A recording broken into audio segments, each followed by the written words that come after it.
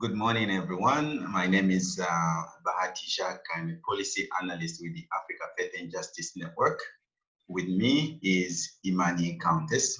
Please, Imani, good morning, and please introduce yourself. Well, good morning, Bahati. Thank you so much for facilitating this conversation on a really important issue. So I work right now as the director of a new initiative. Won't officially be launched until January, but it's called the U.S. Africa Bridge Building Project. And I'm also a fellow with the Open Society Foundation's Economic Inequality Program. Wonderful. Good luck on this wonderful project. Today, we are going to speak about aid to Africa. We want to look at the relevance of aid, what kind of aid should be given, and when will Africa get of aid.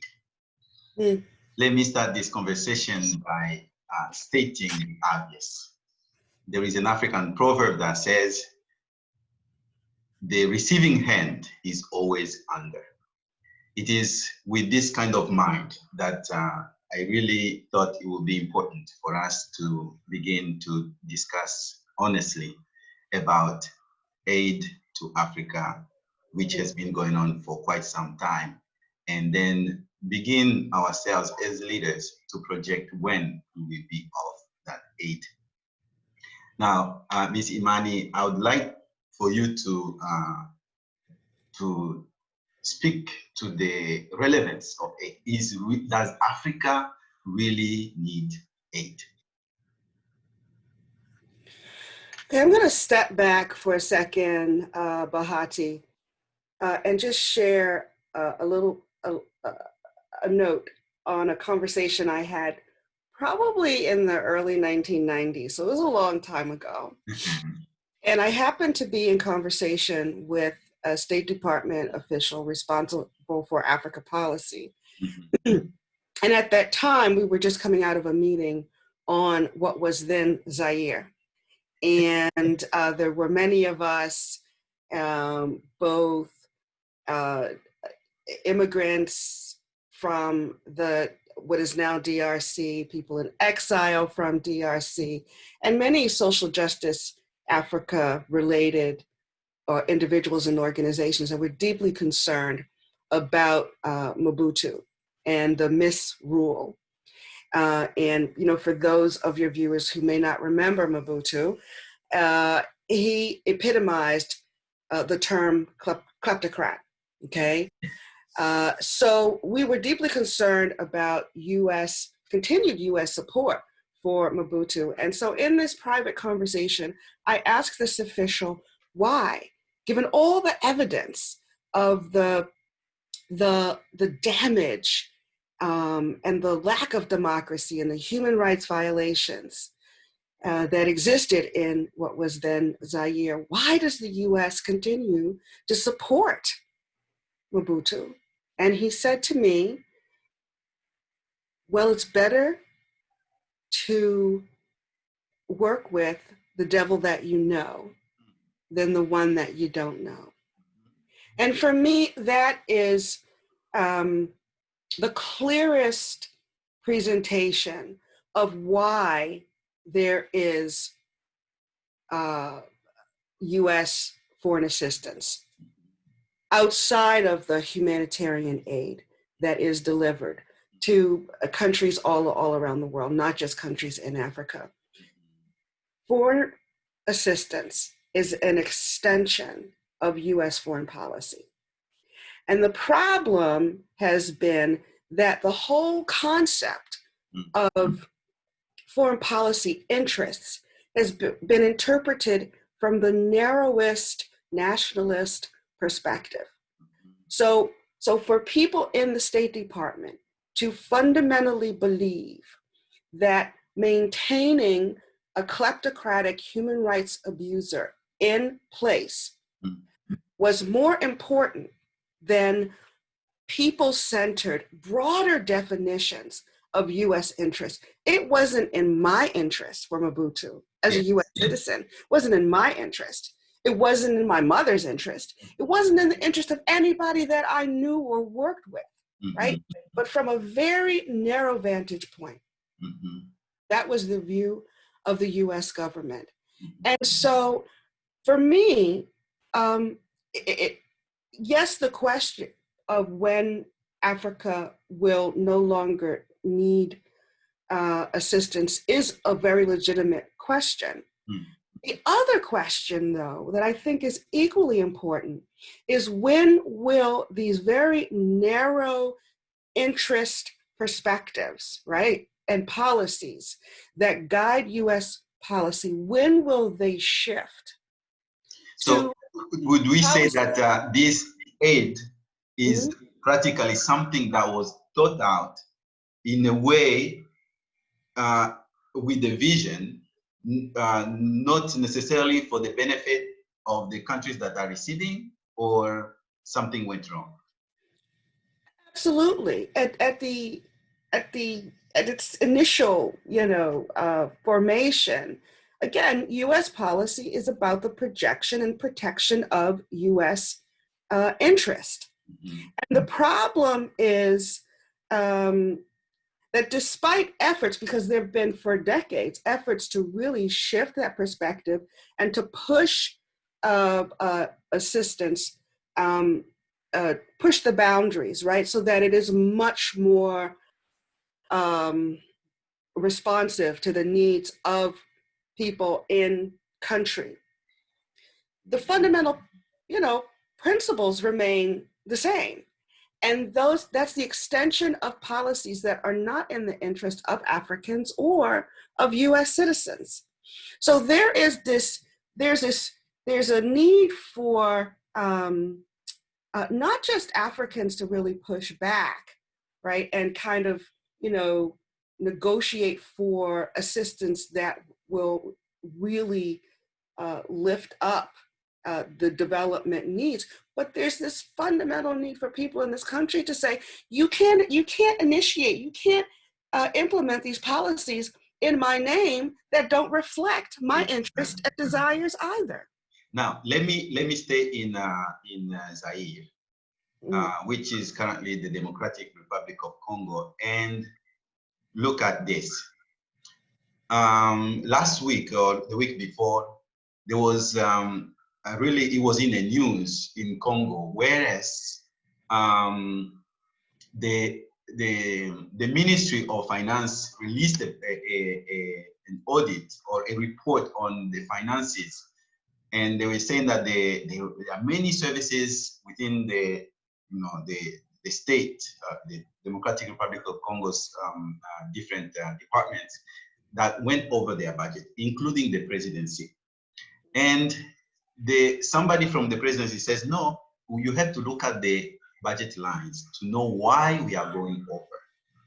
And here it shows in this money transfer to the commercial bank, the former president Joseph Kabila received in the month of February 2019, $430,000 in this is I think his pension. No, the pension is $250,000 for the month of February 2019, and here it says payments for other advantages for the month of February for the honorary president, Mr. Joseph Kabila Kabange. Now, when you add this number, $430,000 plus $250,000, that is $670,000 a month, making the case that how come or should a country like Congo receive aid when they are paying one individual legally? This is according to the law on the status of former presidents. He signed this before he left in 2018. And this amount of money per month for one person. And then how do you explain that actually that country can receive aid when the money is just being given to one person? Your take on this? Okay, so let's tease that out a little bit. I actually don't know the USAID country strategy for the DRC. I don't know it. I haven't read it. I don't know what their priorities are, and I don't know where money is specifically directed. I would think that some of the USAID programs deal with health.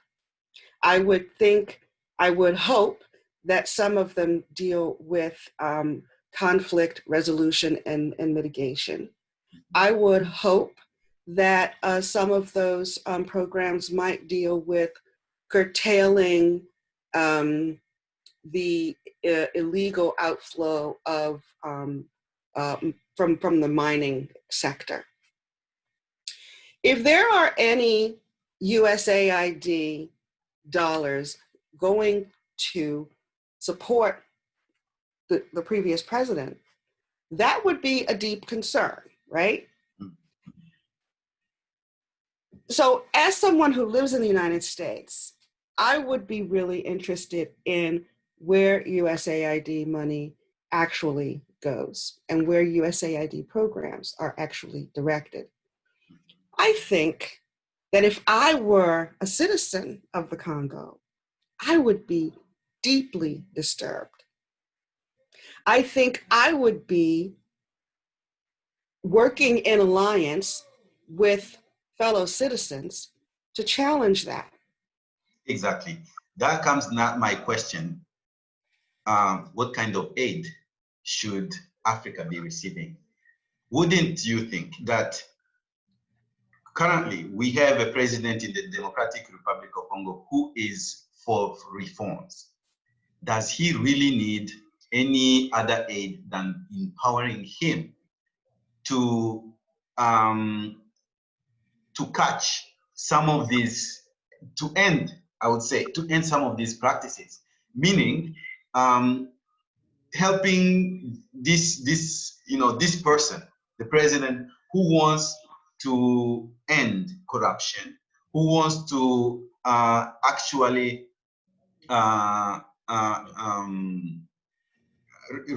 get those who ruled before to return the money they have stolen. And so this is the question: what kind of aid does Africa really need? I think that it's critically important to ensure that the aid that Africa receives includes support for approaches that allow Africa to recapture its own resources. Yes. Okay, so you know a lot of the work that I do is focused on this whole notion of illicit financial flows. Mm-hmm. Essentially, illicit financial flows, or IFFs, looks at this broad umbrella of strategies that are used to extract Africa's wealth. And those include, basic corruption, such as you've described. Mm-hmm. There's, mind-boggling that legal corruption. Yeah, right. Right. It also includes trade-related mechanisms. So inaccurately pricing commodities on, as they leave the DRC versus, when they're actually sold on the international market, which reduces the tax liability that a corporation might owe to the government of the DRC, as well as other tax-related mechanisms, both legal and illegal, evasion as well as avoidance, as well as human trafficking and other clearly illegal mechanisms that pull resources from the DRC and just about every other country on the African continent. In some of these areas, government policy needs to change, right? rules need to be strengthened. In other areas, actual physical programs need to be developed. So if the DRC cannot accurately weigh, measure, and value the commodities that are leaving the country, then it is totally held hostage to what the commercial mining companies will say. And it's proven that they will lie, right? Yeah. So there are very specific programs and capacities that can be built that will allow African countries to capture the value of their own domestic resources. And personally, I feel like that's a real important priority for U.S. foreign policy. I believe so too. You spoke earlier about empowering these governments to be able to capture the resources and use them. Wouldn't be a good idea for US aid to go to civil society organizations so that they can do the work of holding their leaders accountable? In the case of the Democratic Republic of Congo, you rightly said, I would be outraged if I was a Congolese citizen if one person, former president, is paid this much money, $670,000 a month, that can build several schools. So if aid to Africa was to go to these civil society organizations so that they can, do the work of watchdogs and pressure organization, I think that money would be well served. And I think American citizens who work hard to earn that money will be happy to know that, yes, their money has gone to a good cause. Now, talking about U.S.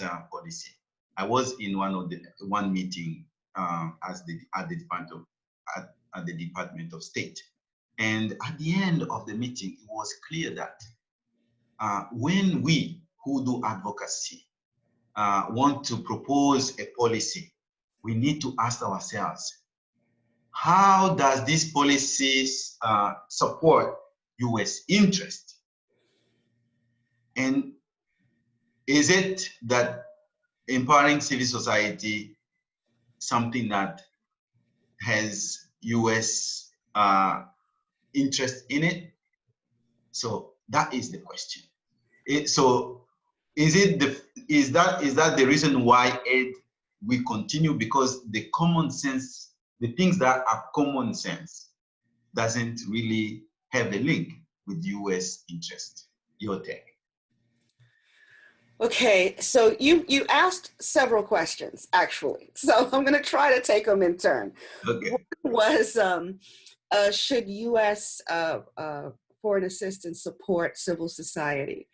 And sure, and I think that, I don't know DRC specifically, but I do know that, in several other countries, neighboring countries, there are very robust, what they call democracy and governance programs, right? That are directed at building and supporting civil society, and that do, fundamentally very, very good work.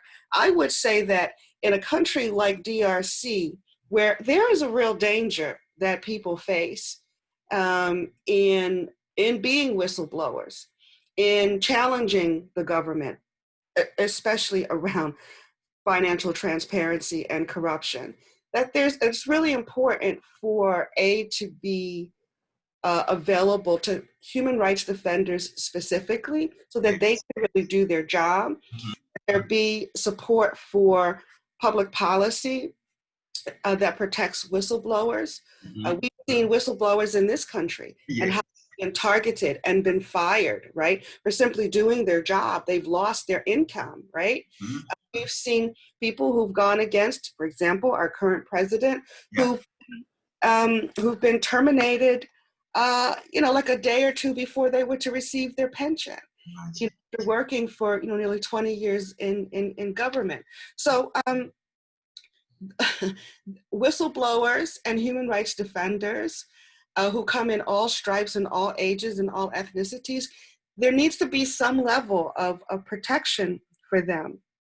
I also think that in countries, DRC, I think is an example where violence, not just violence directed at individual human rights defenders, but violence at whole sections of the country who, for whatever reason, for a variety of reasons, that needs to also be a part of U.S. assistance.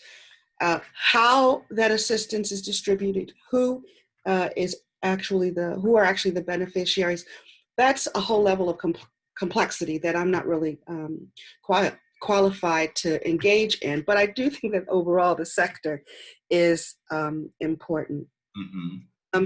In terms of the point that I made earlier and that you came back around to based upon your current conversations with State Department and USAID, you're feeling that that assistance and what you're calling for, your policy recommendations do need to tie into U.S. interests. What I would say is that, AFJN and similar organizations are in this very unique position because yes, you can try to position your advocacy within the current framework of U.S. foreign policy interest, right? The narrow concept of U.S. foreign policy interest. You can do that. And at the same time, you can use your voice to push the boundaries, right? To encourage a shift in U.S. foreign policy. I work for a Catholic organization. If you look at what the Catholic Church has done, you can really do an audit and say, yes, since they went to Africa, I don't want to talk about when there was the voice of colonization, but in education, in healthcare, the Catholic Church educated many people, have treated many people, and to this day, you can easily see the result of their work. At the same time, when you look at the same year's aid from government donors has been going to Africa, show me what it did. It's day and night, and day and night the results. So I think there has to be this conversation of outcome. You can't just, again, we will go back to that. We have to go back to that question. When can this thing end? You can't stay a baby for eternity. You need to grow. And so the question now is aid really meant for development, or it is meant to keep people dependent?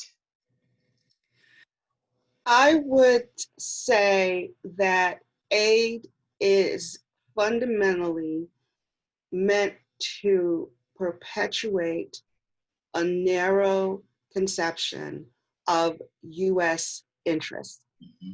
And that it happens that narrow concept does result in maintenance of the status quo, which means underdevelopment for many, many African countries. Mm-hmm. I don't think, with the exception of the State Department official that I mentioned earlier, I don't think that people sit in the State Department or in USAID and say to themselves, okay, how can I make sure that more African children starve? I don't think they do that. But if they're trying to advance policies which say, for example, that perpetuate certain views of how economic development occurs, for example, which says in order for the private sector to be an engine of growth, that there has to be a disinvestment of government institutions, that's deeply flawed and very problematic and has not worked, right? So I think that there are all levels of complexity here, and that it's really important for all of us to look at the complexities, yes, and to work towards teasing out, the complexities. AFJN is a Catholic organization, and for since about the 1980s, geez, I've worked on and off with various faith-based organizations. And I remember in particular in the 1990s, the Presbyterian Church was very, very, very active in terms of Zaire policy. And one of the things that was, it was just hurtful and angering, was that Presbyterians had, in certain parts of the country, raised money to build hospitals and obviously churches and schools. And because of the violence in the country, those schools and that infrastructure were destroyed. So you talked about outcomes. Let's add another layer of complexity to that, right? What happens when you have faith-based organizations actually contribute to building the infrastructure of a country, and on the other side, you have US policy which supports a kleptocratic human rights abuser who uses violence to destroy and intimidate? So you've got one arm of US policy undermining the active partnership and trust and faith initiatives of a part of U.S. society. So that is actually, I've heard even in a report by the Congressional Research Service, May 2nd, 2020, there is a something written there about no aid to autocratic regimes, but still they don't do it. Now, that being said, I think it's necessary for us to continue to engage the U.S. government and other donors abroad on these values, outcome-based values. Let me go to another question that I have heard before. Some believe that aid to Africa is actually a payment for the wrong that those donors did to Africa. Some were colonial masters, others did some wrong, like the US in the involvement of the killing of Patrice Lumumba in the Democratic Republic of Congo, then Zaire, and so on. So they believe that, yeah, they should be giving us money because they harmed us in some way or another. But I say, truly, if somebody owe you something, do you ask them for aid or you ask them for reparation or repayment? What do you say about that kind of views?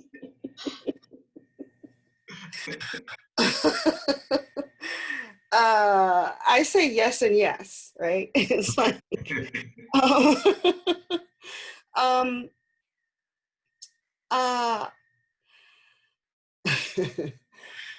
yeah, I feel like whether it's framed by a reparations argument or by a development assistant model, recognizing that that we're all connected, right? That that it's in my interest as a U.S. citizen, right, to ensure that people in Africa, in Latin America, in the Caribbean, in Asia, are all able to benefit from and benefit from their labor and share in our global prosperity. It doesn't, the fact that people are impoverished and starving, whether it is in Mississippi or in Mutare province in Zimbabwe, that diminishes me. regardless of where it is. Mm-hmm. And so, as an African American, I think that the US absolutely has a special obligation to the continent because it participated in Africa's underdevelopment and benefited from the theft of African resources, most particularly identified by people like me, right? The human resources that were stolen from the continent. But you know, I kind of whether it's reparations or whether it's assistance. If it's reparations or assistance, it still has to be appropriately framed, right? You don't just want to give money, as the U.S. government did during the Mobutu days. You don't just want to give money to the government of a country where you know it's going to go into the pockets of the people that are misruling the country, right? There has to be systems and values and principles and accountability and transparency. As I engage in this conversation with many people, I've even heard that, yes, we need to be very, very careful with this kind of perspective, with demanding that aid be outcome oriented, because you might end up with alienating those who are giving aid. So making the case that actually Africa does not need aid. If your aid has not really shown any outcome, it means that actually we can forego this, or even beginning to project that we need to get off aid. Well, actually, they might say, actually, yes, we are not giving you aid, and that is a bad thing. That is the position of some. So we need to go slowly and careful, because they might really cut off aid. Do you think if aid was to be cut off, Africa will disappear? Or actually that would be a good thing, because then we will begin to work really hard. Tanzania's president, Mr. Magufuli, actually has been the one saying that Tanzania should be a donor country, not an aid country, aid receiving country. So what's your take? I would have to kind of push you on this, Bahati, because I feel like let's say you cut off aid right now, and you're not the only person that has sort of shared this view. I've known people who in the 1970s and the 1980s were saying, just leave Africa alone. You know, if you just leave the continent alone, people will sort things out, right? And I held that view, right? That, you know, if you don't impose neoliberal economic models on people, if you don't impose, at that time, you know, in the 70s, Cold War sort of divisions on the continent, if you don't think that it's in your interest to support, at that time, settler, you know, white settler colonists. In Zimbabwe, huh? Yeah, in Zimbabwe and in South Africa and in, you know. Our brother, our Uncle Mugabe's country. Yeah, yeah. So if you, you know, so there have been many voices for a long time that if just leave Africa alone, she will develop, right? Africa's people are brilliant and they will get it all sorted out. We don't live in that world, okay? Voices from the 70s and the 80s who are calling for leave Africa alone, okay, we're not successful, right? Right now we're in this global environment, and we and our economies and our politics and our climate, right? Yes. There's a mutual dependency here. Yeah. And so for me, the real question is, how do we ensure that the policies of the global North and the global South are in alignment to advance the needs of people? Yes. And so if you and your colleagues recognize that we are in this interconnected world, yeah, then I think the questions really have to be, how does U.S. foreign assistance policy support agendas that are going to be beneficial to all of us? yes, The U.S. should be, as one of the leading producers of harmful gases that are promoting, advancing climate change. What should U.S. environmental policy be vis-a-vis Africa?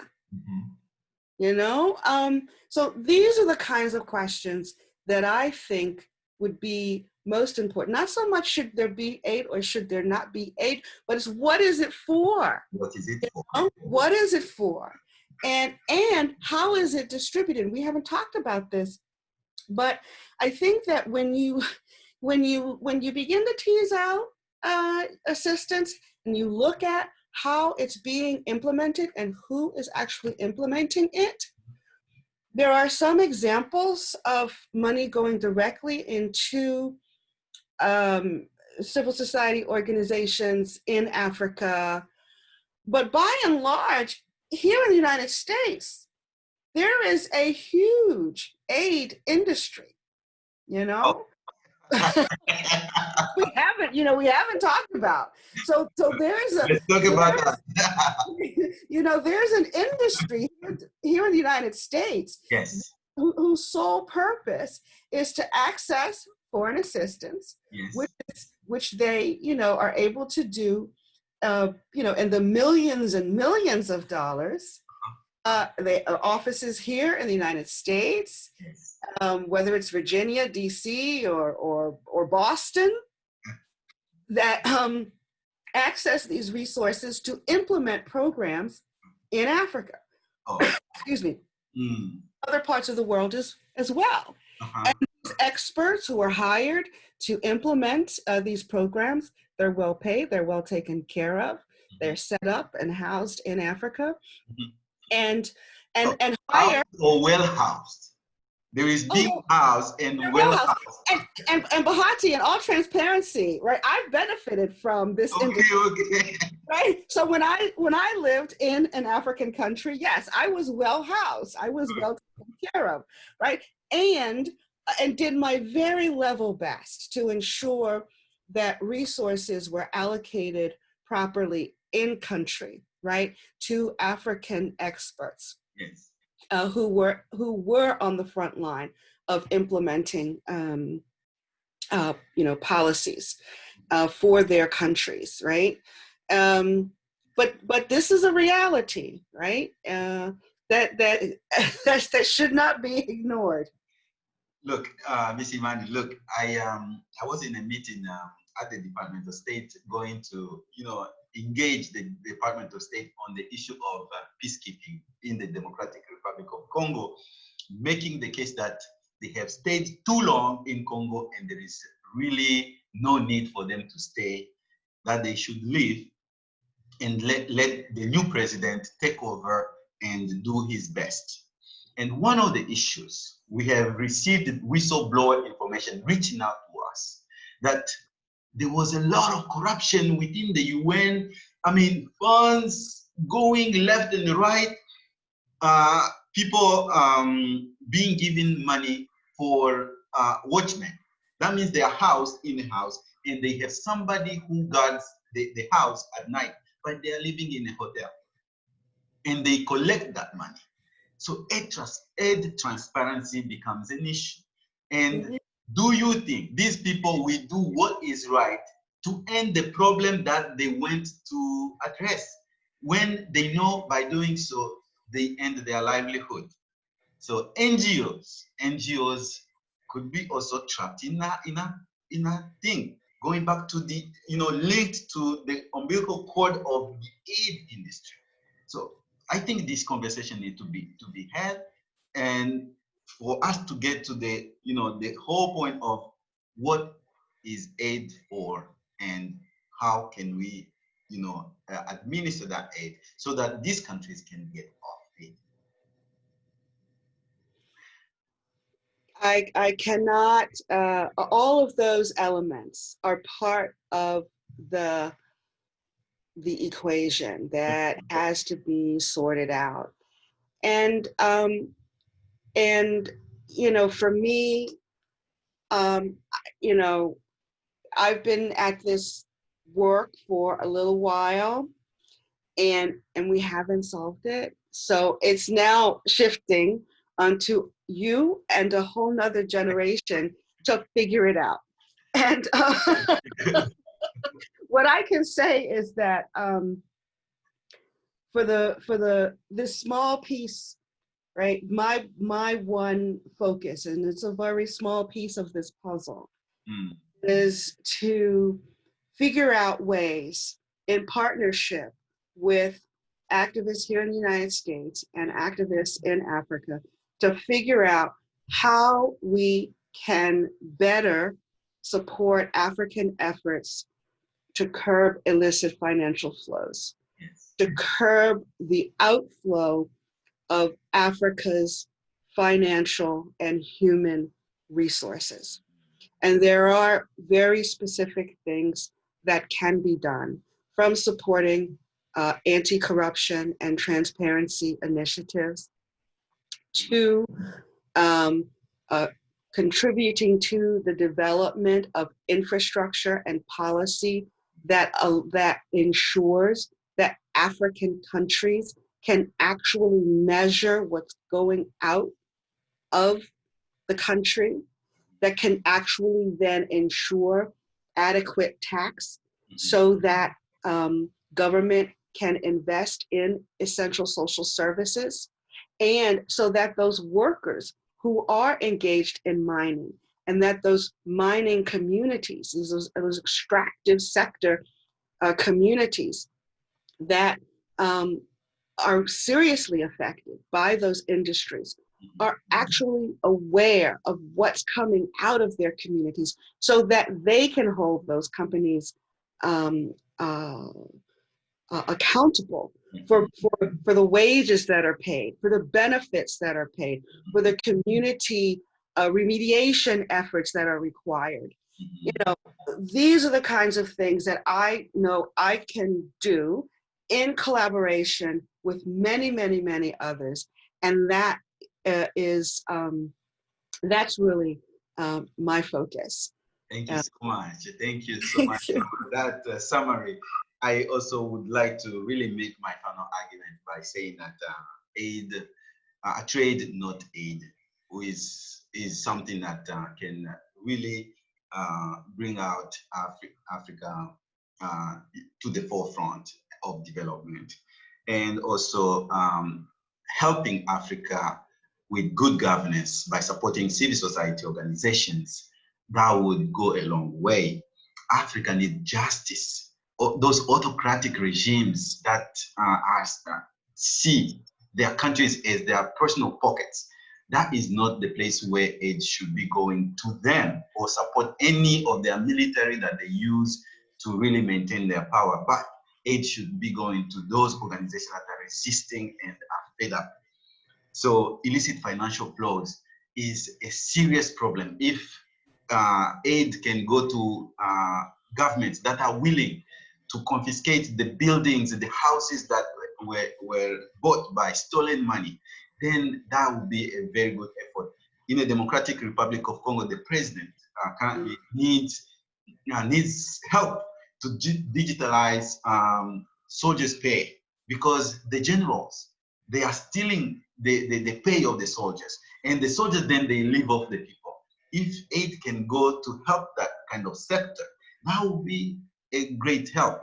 Teachers' salaries are softened out even before it gets to the teachers. If you can help them with capacity building in that area, so those infrastructure can be effective, then aid can be, that aid can yield some results. Education, in my opinion, the DRC used to receive educators in universities. They become, they call them co-parents. So they come, they teach, and they leave the knowledge in the mind, in the brain of the Congolese. And that is something you can, take out. However, those elites are the ones that have become bad governors. And there's nothing you can do about it, but the local people need to deal with them. But anyway, education is extremely important in terms of investing in people's countries. And with that, unless you have something else, we would like to thank those who have taken their time to listen to our perspective, and would like to encourage those who are donors to think of aid that gives outcome, good outcome. The Catholic Church is one of the models that we can point to see how their assistance has over time and consistently been helpful, and the audit is obvious to the eyes that can see. Thank you so much for your time, Ms. Iman. Thank you so much, Bahati, for having me. All right. Have a nice day. Thank you. Bye-bye.